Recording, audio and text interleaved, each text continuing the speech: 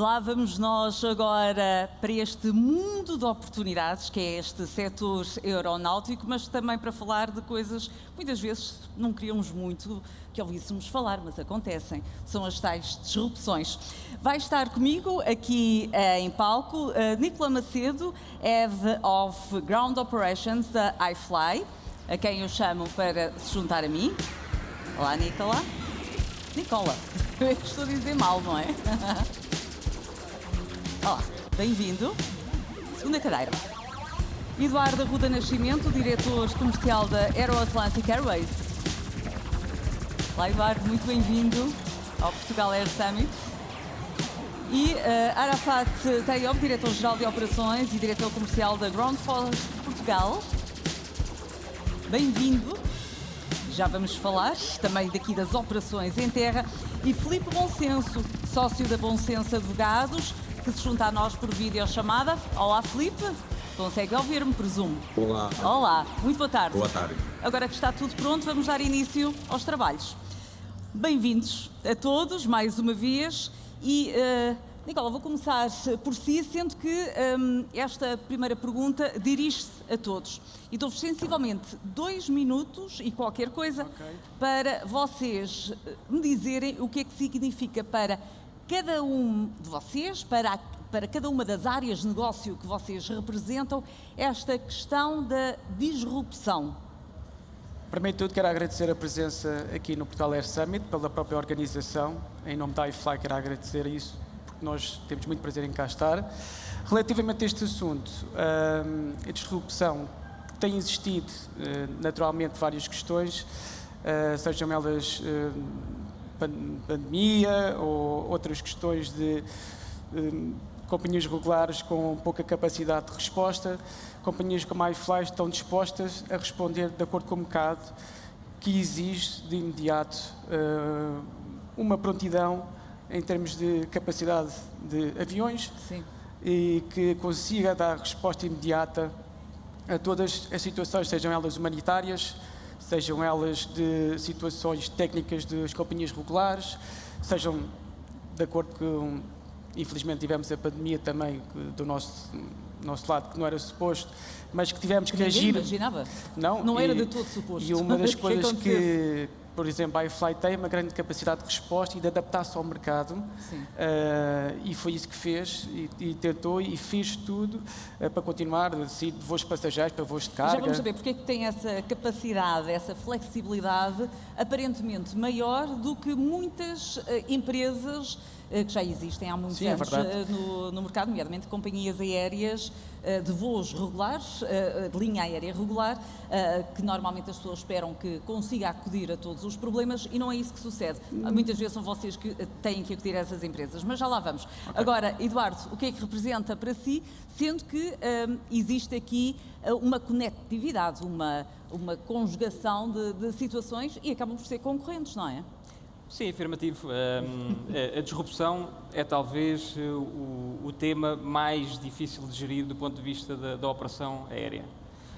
Nós na Aero Atlantic, para além de termos a vertente ACMI, que é a nossa principal, portanto a versão do wet lease, temos também voos regulares para São Tomé e Príncipe e para a Guiné-Bissau, e portanto nós acabamos por, de certa forma, ter que gerir dos dois lados, não é? Portanto, nós temos um voo por semana para a Guiné-Bissau, um voo por semana para São Tomé, e por vezes também temos que gerir alguma situação de disrupção. Por vezes vocês também têm.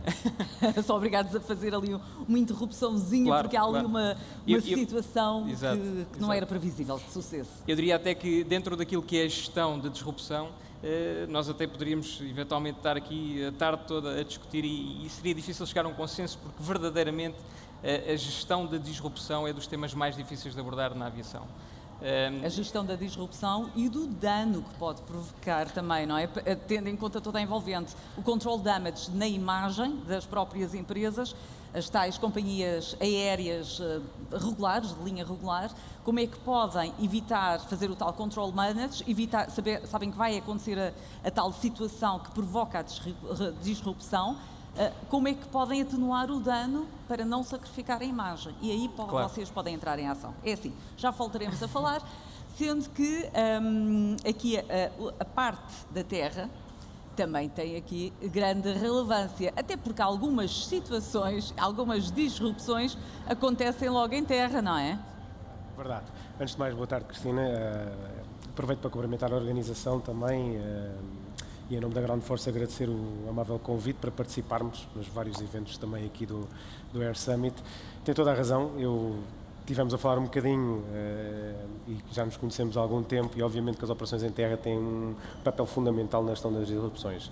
Para nós as disrupções, muitas delas, pelo histórico que temos diariamente na operação, e para dar aqui um overview, a Ground Force em 2019 e agora em 2022 vai fazer cerca de 140 mil movimentos de assistência com as principais companhias Sim.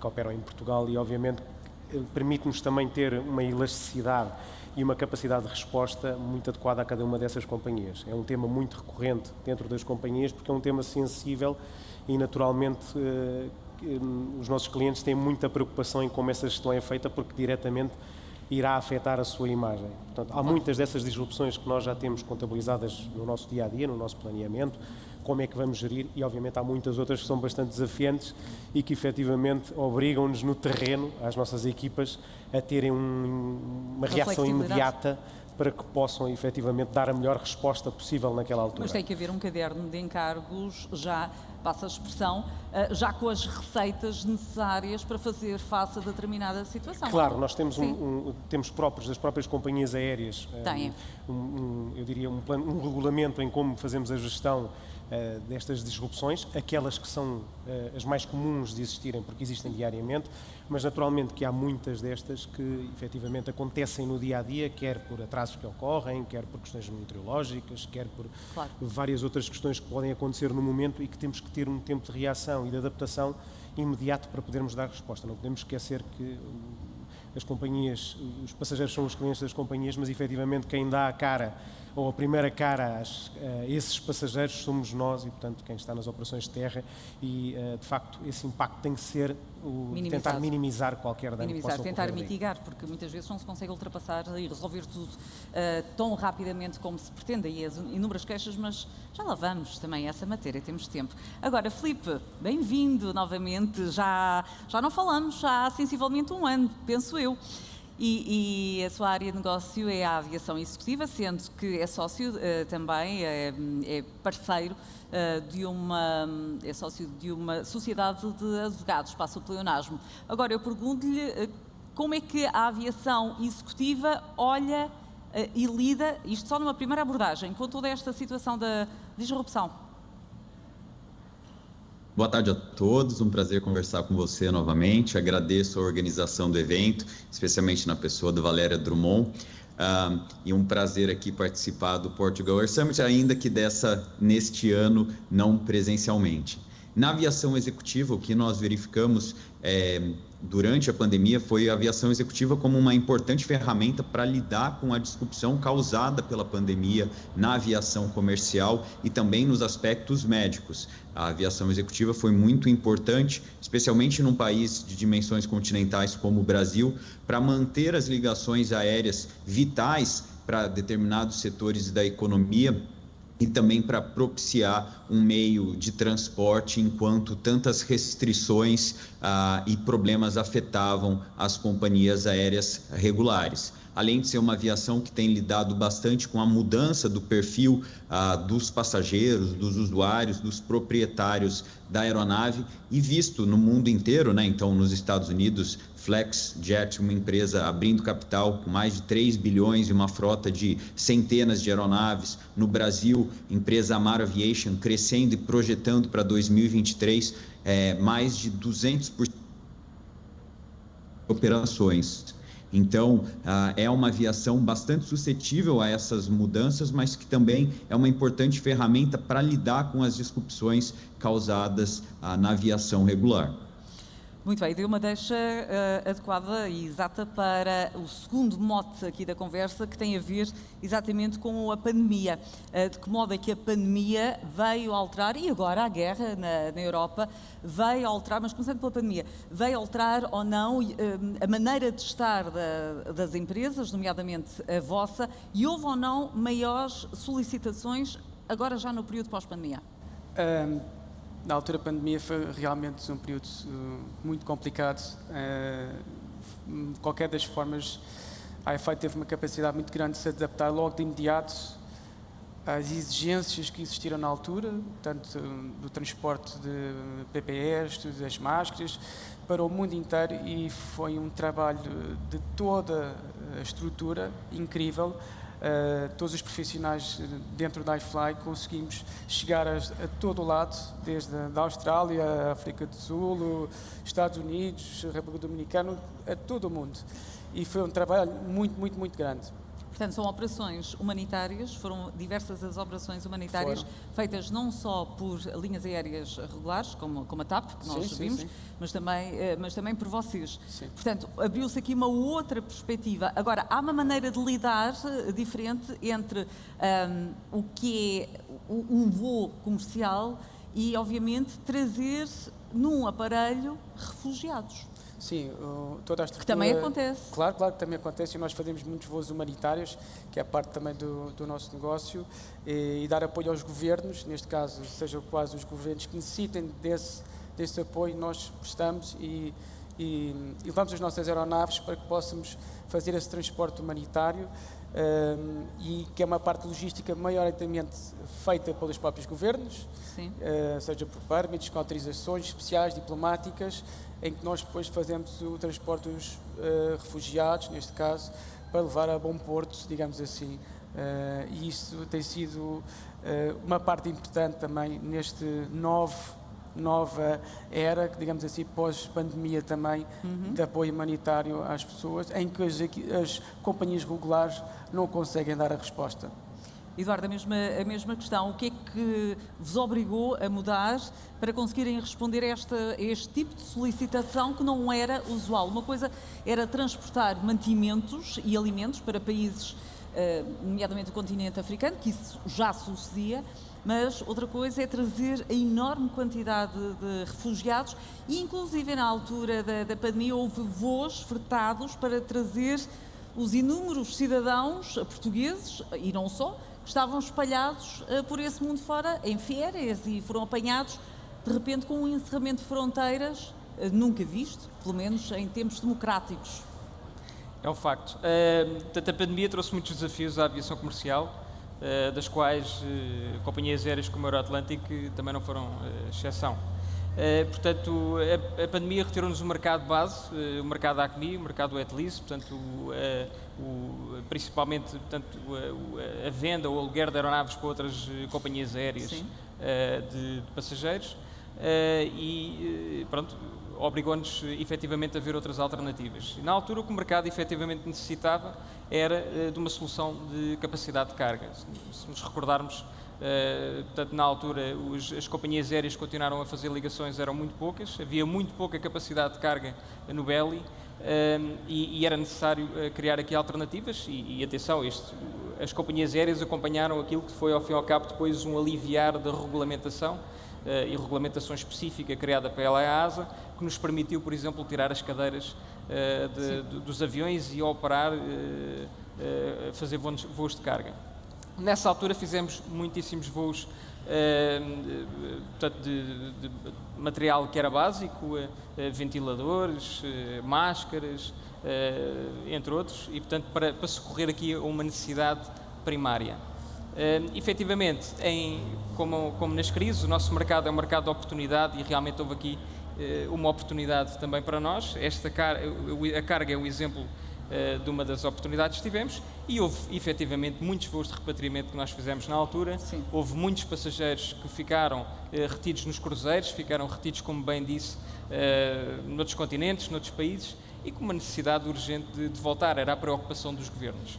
Logicamente, para poder trabalhar com estes governos, eles requerem altos padrões de qualidade, e portanto nós alegra-nos bastante que fomos escolhidos por vários governos, o francês, o inglês, o austríaco, o sueco, para efetivamente fazermos estes repatriamentos. Sendo vários voos desses de repatriamento, era repatriamento não de cidadãos de um único país, mas dos cidadãos da União Europeia. Afirmativo. portanto, vinham de vários países e a partir daí é que eram canalizados para o seu país de origem. E só para concluir, ainda aqui ao último ponto da sua pergunta, nós fizemos 5 voos de repatriamento para cidadãos ucranianos, onde os desafios, enfim, foram imensos. Não havendo documentação, houve muito suporte do nosso Ministério dos Negócios Estrangeiros também para fazer isso acontecer. Que é essencial, tem que haver, não é? Porque estamos a falar de refugiados, portanto, que não têm realmente documentação e há que haver um comprovativo de entrada, quem são, pelo menos naquilo que se consegue saber, não é? Para conseguir ter o rastro da pessoa e saber também quem são os seus familiares. Até por questões de segurança, não é? Claro. Nomeadamente, não é só questão humanitária, é questão também de segurança. E nessa questão de segurança, Arafat, a Ground Force aqui, como é que é feita a gestão, por exemplo, com a chegada, havendo um voo de refugiados, há ou não uma alteração nas operações em terra? Sem dúvida que sim, tratando-se de um tráfego muito específico, tratando-se de passageiros que vêm de situações traumáticas e complicadas, obviamente que há uma organização da assistência a esse voo em conjunto sempre com a companhia aérea, para as várias necessidades, e diria que existe uma solidariedade total das pessoas na assistência e obviamente que ali o impacto das operações de terra é ser eficiente na assistência, ter tudo bem preparado e corra tudo bem e efetivamente permitir que a chegada dos passageiros depois de uma viagem que por si só já é complicada, se efetivamente a sua chegada seja o melhor possível e que também possamos dar o melhor acolhimento. É isso que a companhia contrata os nossos serviços também pretende, a Ground Force próprio, tendo em conta o tipo de passageiros que são, também quer dar esse serviço e obviamente ter essa solidariedade para com as pessoas e fizemos várias assistências e de facto foram momentos muito emocionantes onde as nossas pessoas, obviamente, com a experiência que têm de várias operações que já fizeram no passado, várias operações que também vão fazendo em conjunto com operações do Estado e vão tendo muita experiência para este tipo de situações, não obstante é sempre um momento único, porque nós vamos vivendo pelas notícias esta situação e depois ao vivo acabamos por receber essas pessoas e obviamente que o acolhimento que queremos dar também é um pequeno contributo da nossa parte para que eles entrem bem e para que pelo menos aquela experiência possa correr da melhor maneira possível.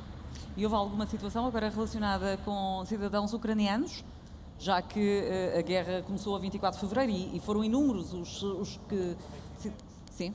Fizemos algumas assistências a cidadãos ucranianos, obviamente, e naturalmente que estas operações, porque obviamente que as operações de refugiados existem ao longo do tempo, é normal acontecerem, existindo esta guerra, obviamente que ganham um contorno completamente diferente, ganham ainda mais um contorno, diria, mais vivo de emoção do que um avião que traga refugiados de um outro país que possa eventualmente estar numa situação de enviar para cá esse tipo de passageiros e, portanto, naturalmente que houve e correu muito bem e, de facto, o feedback das pessoas foi excepcional, mesmo quem esteve a assistir o avião.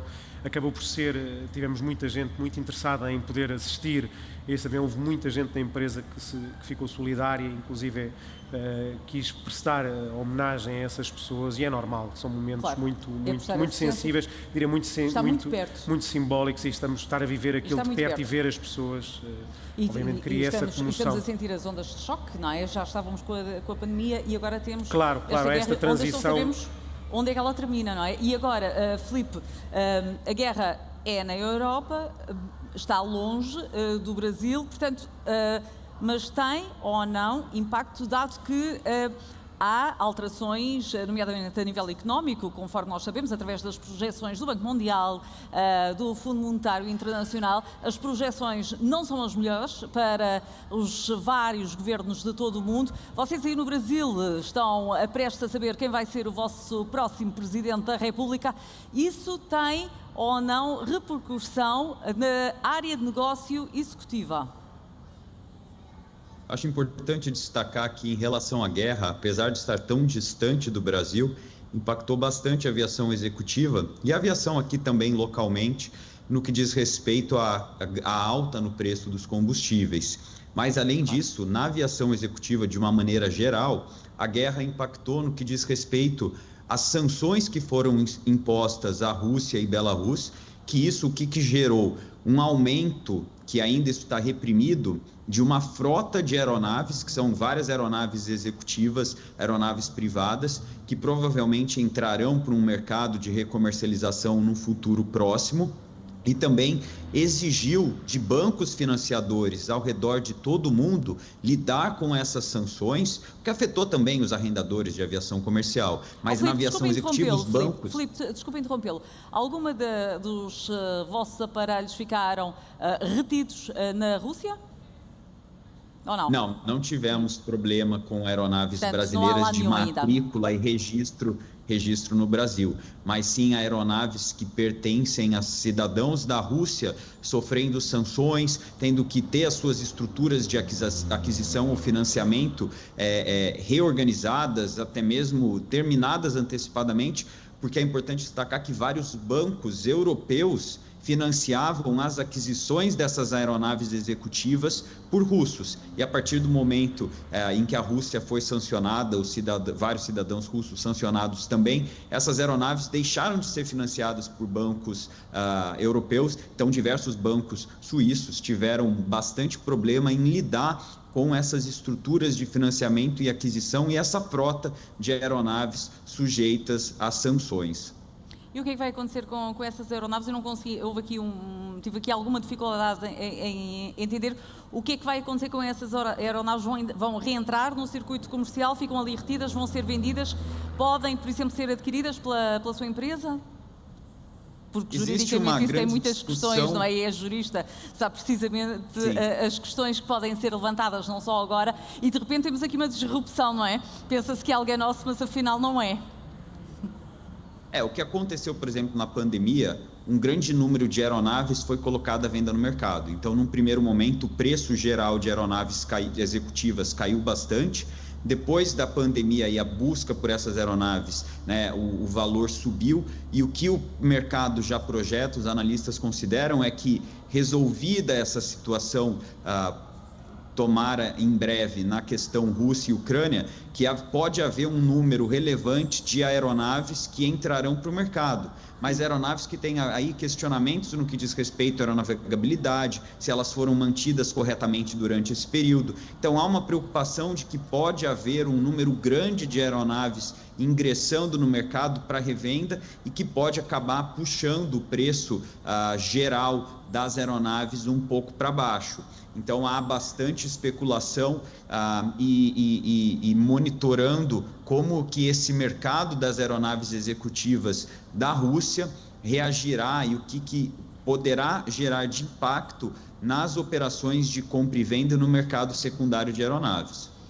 Muito bem, portanto é tal as oportunidades que vão surgindo. Ao fim e ao cabo, este é um mundo de oportunidades de uma maneira ou de outra e há que aproveitar. Eu gostava que nos trouxessem à colação aqui neste espaço de reflexão, porque ao fim e ao cabo é um espaço de partilha, de experiência, até porque há que saber muitas vezes, apesar de obviamente que estes painéis são dirigidos a pessoas do setor, mas também é transversal, portanto importa que a linguagem e também aquilo que é aqui dito seja acessível a todos, porque nem todos falam a mesma língua profissional, é um facto. Agora, eu gostava que nos dessem casos concretos relativamente a problemas de disrupção que tenham sido vividos e que levaram, por exemplo, empresas como a vossa a estabelecer contactos, por exemplo, com linhas aéreas regulares, vendendo todo o pack, ou seja, sai dali não só o aparelho, mas a tripulação, até o seguro. Portanto, é pack completo. É a chave na mão, ao fim e ao cabo, exatamente. Para os passageiros, porque nem a tripulação, nem o comandante abriu o avião. Mesmo deles. Não, o nosso conceito é mesmo esse, dependendo da exigência do mercado. Por exemplo, este verão foi muito bom para a iFly. Porquê? Porque muitas das companhias escolares reduziram as suas frotas. E tinham overbookings. Exatamente, e aumentaram. O que para nós foi uma opção para essas companhias regulares e fomos contratados para esse efeito. Dou exemplo, por exemplo, a Air Transat contratou-nos para o verão inteiro para darmos, portanto, havia essa oportunidade dos overbookings que tinham e, como disse bem, é entregar o avião com a tripulação e é gerida pela própria Air Transat, com o nosso controle, como é óbvio, mas outras companhias, como a TAP, como a TAG, devido à capacidade reduzida que tiveram neste verão e também o aumento de passageiros brutal comparado com o ano 2020. Praticamente já aos níveis de 2019, sim. não é? Desde 2019, então foi uma coisa extrema. E esse é o nosso conceito e esse é o nosso foco no negócio, digamos, no setor da aviação, é dar esse suporte tanto a companhias regulares e não só, e outras companhias que estejam a começar, porque por acaso começámos um novo projeto com uma companhia na Islândia que se chama Niceair, que abriu as suas portas, digamos assim, ao mundo da aviação há pouco tempo e nós iniciámos essa companhia entregando o avião, a tripulação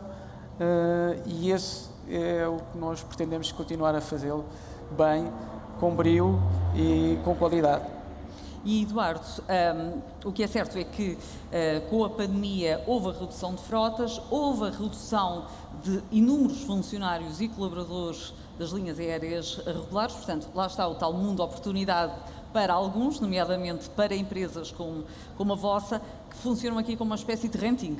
Na prática não é a chave na mão.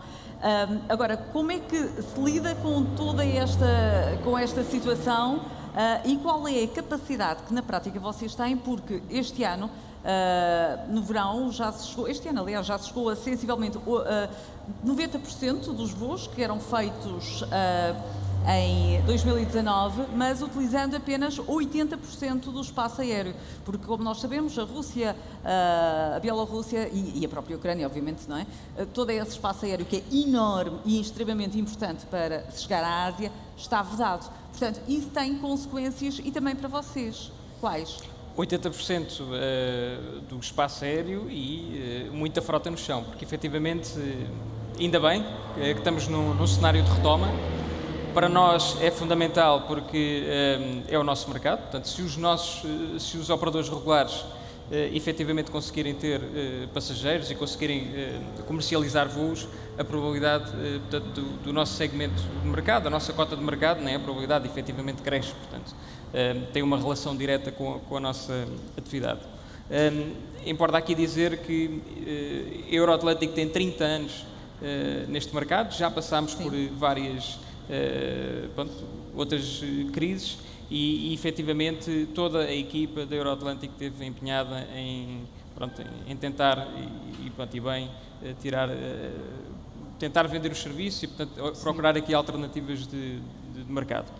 O ponto de efetivamente não haver mão de obra pronta para trabalhar e haver muitos aviões no chão foi um fator crítico e que para nós também nos gerou alguma oportunidade. Portanto, o que aconteceu em muitas das companhias aéreas tiveram, por motivo de pandemia, reduzir quadros, tiveram que reduzir os seus trabalhadores, mão de obra qualificada e, portanto, isso é tudo um legado que demora tempo a reconstruir. Portanto, e perante os números e perante a retoma que efetivamente registámos este ano, mais uma vez, nós podemos ser uma solução para todas essas empresas. O nosso compromisso para com os nossos clientes é, em 3 horas, nós tiramos um avião de Lisboa. Contudo, portanto, levamos a tripulação, portanto, a partir do momento em que as companhias aéreas nos confirmam a operação, em 3 horas é o nosso compromisso de tirar o avião de Lisboa. E oferecer o serviço. E oferecer o serviço. E com este aumento e esta dimensão, já quase aos níveis de 2019, aliás, e com uma menor capacidade, muitas vezes, de resposta, quer causa da redução de frotas, quer por falta de recursos humanos, também temos a questão da capacidade dos aeroportos e lembramos-nos, obviamente, do aeroporto de Lisboa, do aeroporto Humberto Delgado e lembramos das histórias das malas que nunca mais apareciam, etc. Mas também nos lembramos que não é só em Portugal que sucedem essas coisas. Um caso que pode ser subsumido nesta questão da disrupção aconteceu precisamente em Londres, em Heathrow, em junho, em que houve ali um grande problema de malas. Como é que se consegue dar volta e controlar uma situação destas, tendo em conta como os passageiros ficam, que basta nós, ao sermos passageiros, acontece-nos isso e crescer. É algo que não gostamos mesmo nada. Bem, vamos fazer só um pequeno enquadramento para perceber. Portanto, a pandemia entra em março, sensivelmente, na Europa em força, fevereiro, março, começa-se a sentir de 2020. Nós começamos a sentir já em março de 2020 e em abril, para ter uma noção, 90% do nosso negócio evaporou. Os aviões pararam e, efetivamente, há um colapso imediato do negócio que nunca tinha acontecido. Primeira vez em que acontece, e depois, obviamente, que há uma expectativa da retoma do negócio. Há as reestruturações que são conhecidas de todas as empresas que, na altura, para sobreviver, foram necessárias fazer. Há uma ligeira retoma de negócio a partir do verão de 2021.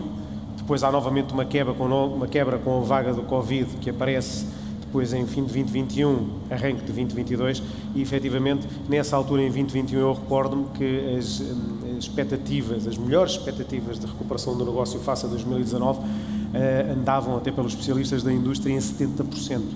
Ora, nós entramos em abril deste ano e temos uma recuperação do negócio de 90% a partir do verão deste ano. E, portanto, há aqui uma diferença em 20 pontos percentuais, que é verdadeiramente brutal, e há uma recuperação do negócio absolutamente vertical. Não há tempo de reação. E, de facto, se as empresas... Não foi muito difícil, exatamente, foi perfeitamente vertical, foi uma recuperação em V, praticamente, e de facto há aqui um momento em que as empresas têm que tomar uma decisão ligadas ao setor de como se vão preparar para esta retoma, e a melhor informação que tinha não era o histórico que é usado nos anos anteriores, mas sim o trend que a indústria divulga e o que se prevê, e de facto há uma grande vontade dos passageiros voltarem a voar.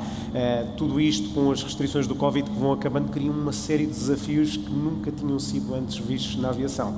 Portanto, entramos nesta fase, de facto, com uma situação muito complexa a nível de recursos humanos, e de facto aí está a situação que falou bem a Cristina de Heathrow, mas há muitos outros aeroportos, os grandes hubs europeus, Frankfurt, Schiphol, Madrid também, e obviamente Lisboa também, que se sentem à sua dimensão estes problemas, e de facto essa falta de mão de obra que efetivamente desapareceu ao longo destes anos do Covid, efetivamente as pessoas acabaram por arranjar outro tipo de ocupação. Há um momento diferente na perspectiva e na mente de quem recruta, que o Covid em 2 anos acelerou quase uma década, diria, de hábitos que as pessoas tinham de trabalho, que de facto já se viam antes do Covid, mas que estes 2 anos aceleraram claramente isso.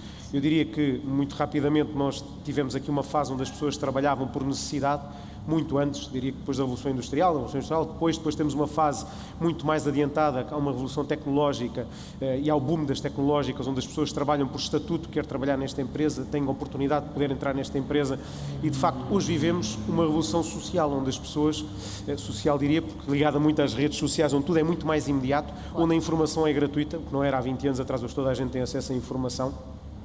E, de facto, o que as pessoas hoje exigem, as pessoas hoje escolhem onde querem trabalhar, o que tornou-se muito mais difícil para quem recruta, independentemente da reputação que possa ter. E, portanto, hoje o mercado tem que ser dinamizado e tem que ser, eu digo, explorado com outras componentes que antes, de facto, existiam numa proporção muito menor e que hoje existem.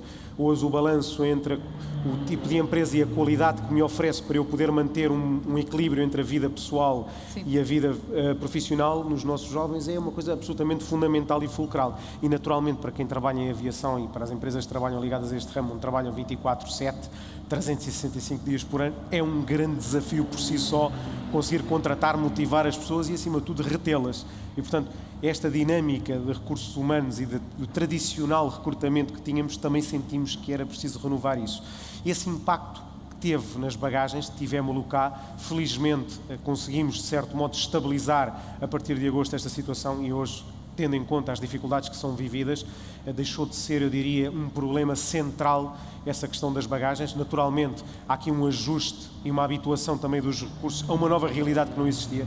O próprio perfil da experiência do passageiro é completamente diferente do que tínhamos em 19. De facto, voltamos a recuperar um negócio com um tipo de maneira de viajar completamente diferente do que tínhamos em 19, e muitas das pessoas, pela ansiedade que têm de voar, esqueceram-se que em 19 voavam em certas condições e hoje querem as coisas de maneira diferente. E, de facto, adaptar-se a tudo isto, eu diria que estamos num ano de adaptação e provavelmente um ano de consolidação virá no próximo, claro. Mas sempre com algum receio em relação ao que aí vem, de qualquer modo, não é? Claro. Pois.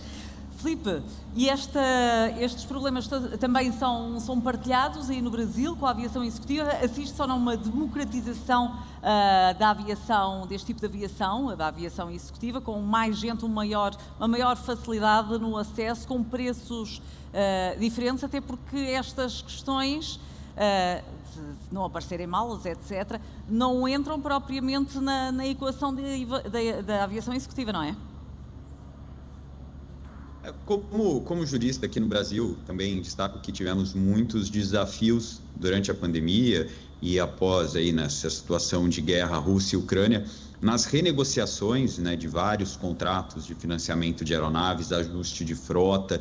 Aqui também no Brasil se vê bastante impacto nas operações nos aeroportos. Tivemos no ano passado uma companhia aérea que iniciou suas operações durante a pandemia, sobreviveu por 6 meses e na véspera do Natal encerrou as operações, deixando mais de 300 mil passageiros sem qualquer tipo de assistência ou remanejamento de voos. Mas na aviação executiva também, o que tem se visto muito, como eu mencionei, nessa questão de democratização, maior acesso do público à aviação executiva, por duas principais razões. A primeira, no que diz respeito à utilização da tecnologia. Então, há bastante desenvolvimento de plataformas, aplicativos que permitem partilhar aeronaves. E aí, o novo perfil do passageiro, né, o que se chamam dos millennials, os jovens, que se acostumaram a utilizar a Uber e outros serviços de transporte, começam a ver na própria aviação executiva serviços similares. Então, no Brasil, existem iniciativas de empresas que vendem pernas vazias, vendem assentos individuais em empresas de táxi aéreo, e isso começa a permitir o acesso por uma diminuição no valor daquele serviço à aviação executiva, mas também para essa nova geração de proprietários de aeronaves que não mais se preocupam tanto ao considerar a aeronave executiva que ele tenha a propriedade 100% daquele equipamento. Ele quer uma flexibilidade, ele quer o acesso a uma aeronave executiva, mas também não quer arcar com toda aquela despesa, que é uma despesa bastante elevada. Então, o que no passado se via que era uma questão, pelo menos aqui no Brasil, eu acredito que também em Portugal, muito forte com a posse, a propriedade do equipamento, agora não. Sim, modelos mais dinâmicos, modelos mais eficientes para a gestão dessa aviação executiva, dessa aviação de negócios, como uma aviação também compartilhada, em que 2 ou mais pessoas detêm parcelas, frações, cotas de uma aeronave e aí podem voar esse equipamento com maior flexibilidade e um custo menor também. É uma espécie de táxi aéreo partilhado, mas um táxi diferente, não é?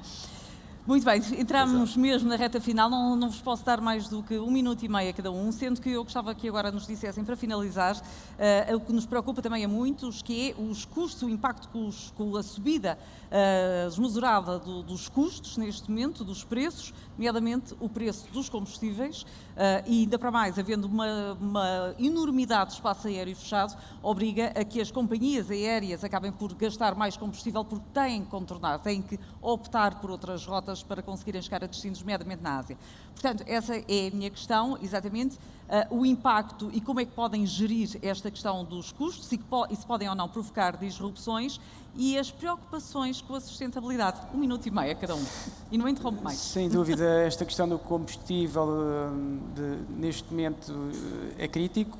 As pessoas, se calhar, não têm tanta noção, mas nota-se, nós vemos muito, não só na Europa, mas dou um exemplo, nós estamos a fazer voos em Cape Town diretamente para a Antártida e neste momento Cape Town não tem storage de combustível para fornecer a qualquer companhia aérea. Ou seja, existe um NOTAM que exige que as companhias quando em vão... França, por causa da greve, existe? Também. Pois, e são outras questões das greves, o que possam ser, sejam dos fornecedores de combustível, sejam de que lado for, o que faz com que as companhias aéreas tenham que ter outra capacidade de resposta ou ter que evitar sítios onde haja essas restrições de combustível e ter que abastecer em outros locais onde é possível a um preço mais elevado. O que isto tem custos enormes às companhias aéreas, não só a iFly, eu digo a todas, e que Se não houver esta finalização da guerra e outras questões, poderá ser, a previsão poderá ser pior.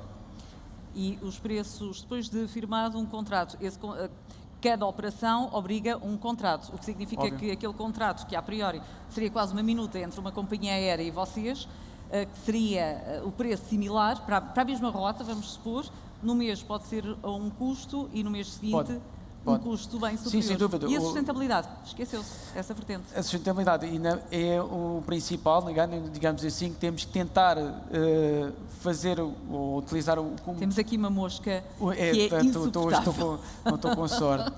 Mas em termos de sustentabilidade, existe já também essa opção em termos de combustível, que é o SAF, que está a ser utilizado, mas ainda não chegou a todo o ponto do mundo, que será uma grande... digamos... Vai ser um outro desafio, não é? Sim, vai ser um grande desafio que nos vai dar outra ótica, digamos assim, em termos de negócio. Sim. Agora a mosca vai ter comigo. Exato. Há sempre alguém.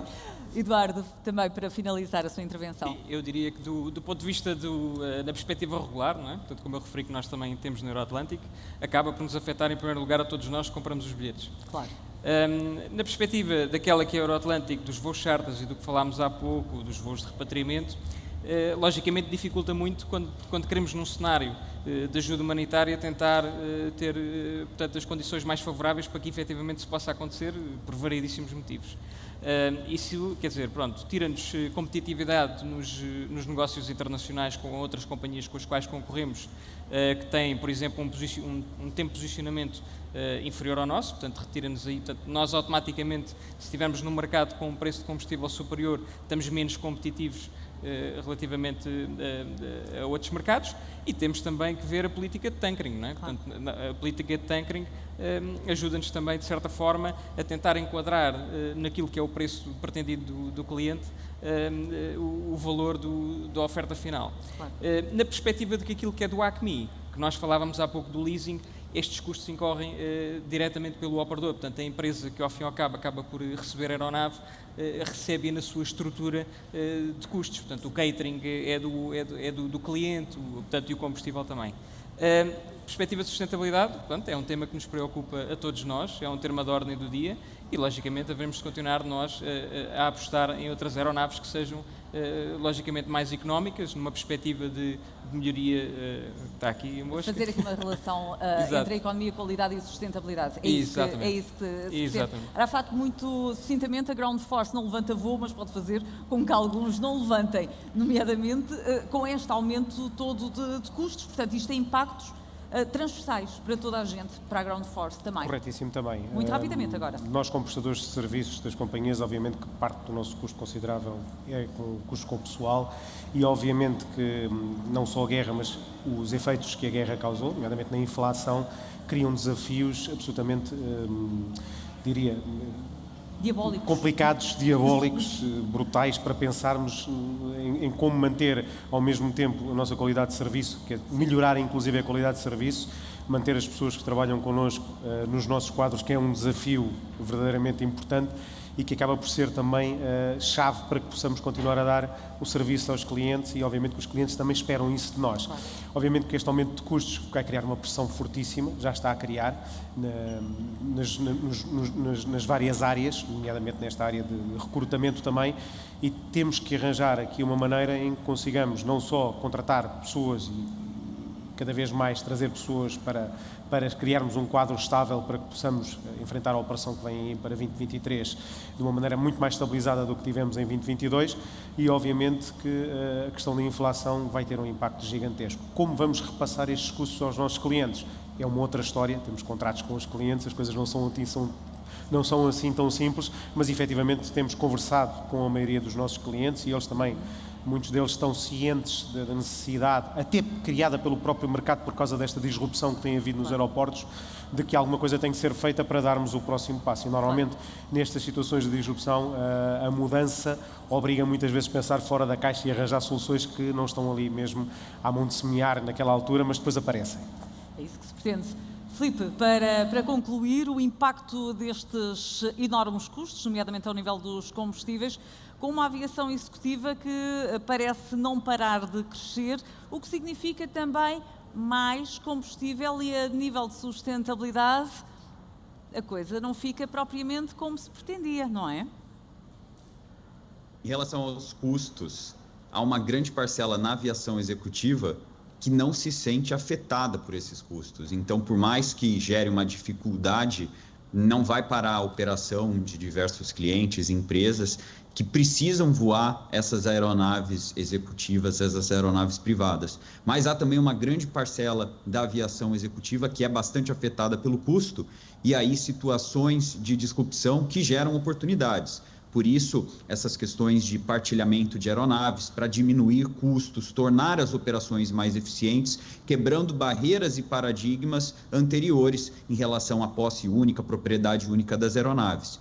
E, por outro lado, na questão de sustentabilidade, um tema que vem sendo debatido de uma maneira bastante crescente em relação à aviação executiva. Até considero que a aviação executiva ela está mais recentemente sendo alvo de muitas críticas na questão de sustentabilidade, já que há uma preocupação com o volume emitido de poluentes por uma aeronave que às vezes transporta 3 pessoas, mas que polui equivalente a uma aeronave que transportaria 50 ou mais. E as fabricantes e até mesmo bancos financiadores estão bastante atentos a essas questões, aplicando também a aviação executiva, o desenvolvimento de tecnologias mais eficientes e sustentáveis, e também a utilização do SAF, que é o combustível de aviação sustentável.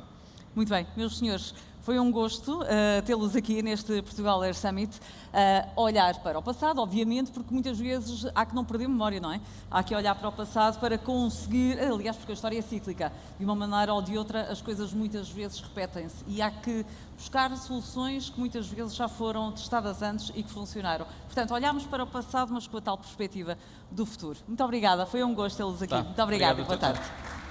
Obrigado a todos. Muito obrigada.